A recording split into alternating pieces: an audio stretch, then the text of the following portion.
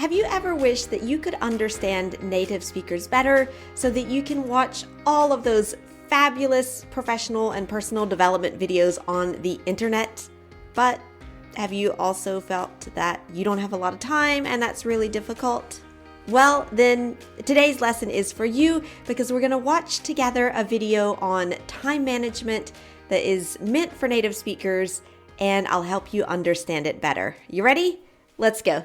Hi, I'm your English coach, Christina, and welcome to Business English with Christina, where you become better at English, better at business, and better at lots of other things too, like time management. Today we're going to watch a TED Talk together, and it's called How to Gain Control of Your Free Time by Laura Vanderkam. And do you ever wish that you could gain control or, take control of your free time or just your time so that you have free time and, maybe spend time doing more of the things that you really enjoy? It's something that I find is like a constant challenge also because with running a business, having a personal life and all of that, the struggle is real, as we say in English. So I enjoyed making this lesson for you because I learned a lot as well. In this video, I'll help you understand a lot of expressions from this TED Talk here. But if you also want to be able to actually remember the expressions and then maybe use them in your real life, I've got a worksheet to help you to do all of that. It's free, so you may as well go and get it. And it's over at christinarubafe.com/worksheets. And you can watch this video, use the worksheet, follow along, and that's just going to make you learn, a lot more efficiently, a lot faster, and help you really get the most out of these video lessons. Do you think that somebody who writes a book about time management is always on time? When people find out I write about time management, they assume two things. One is that I'm always on time. I was once late to my own speech on time management.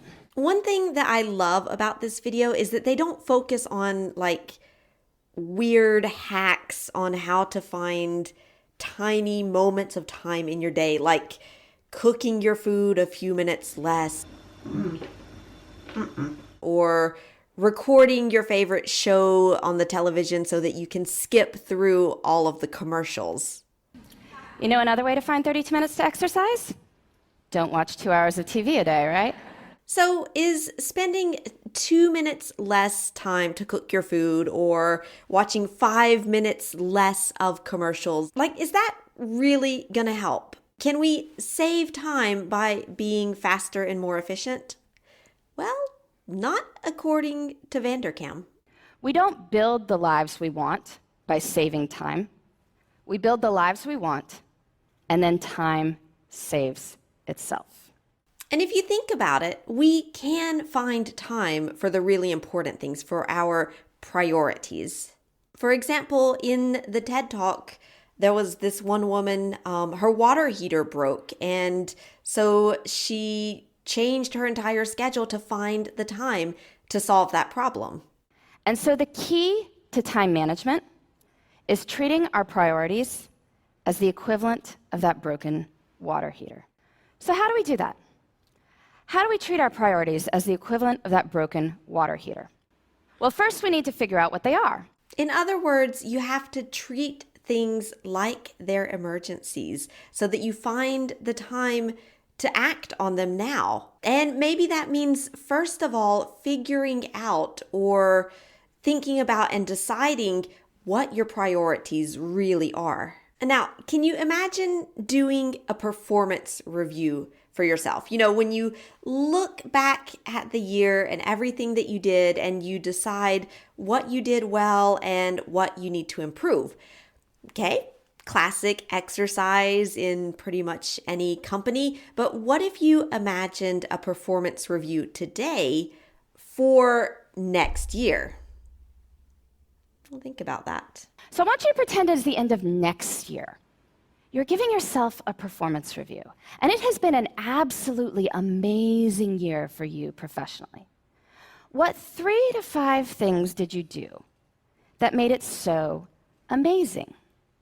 So you can write next year's performance review now. What does your amazing year look like next year? Can you come up with a few goals that you want to accomplish? And now we need to break these down into doable steps. And maybe now make your goals smaller and easy to do today. And then, this is key. We treat our priorities as the equivalent of that broken water heater by putting them into our schedules first. And we do this by thinking through our weeks before we are in them.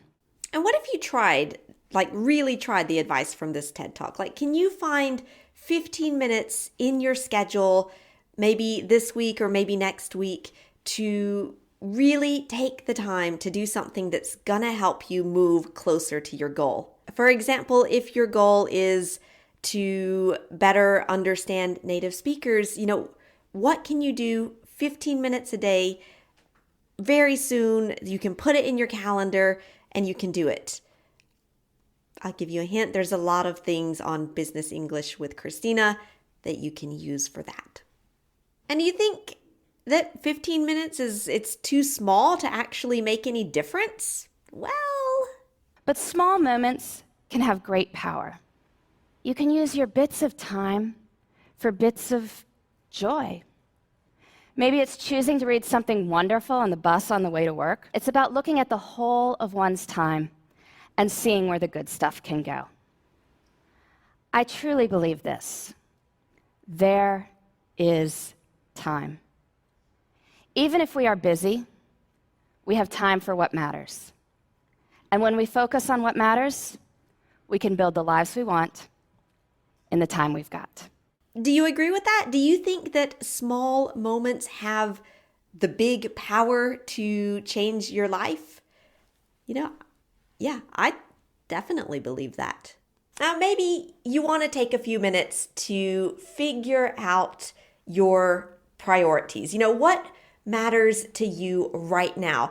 And can you find just 15 minutes in your schedule to just put it in there? Even if it's just 15 minutes to start, you gotta start somewhere. But, whatever you're gonna do, put it in the comments below. Let me know what you're gonna do, because as we say, if you write your goals down, if you tell someone about them, so tell me about them, you're more likely to accomplish them. And that's what we all want, isn't it? Now, if you enjoyed this lesson, I would love to know. And there are 3 ways that you can tell me.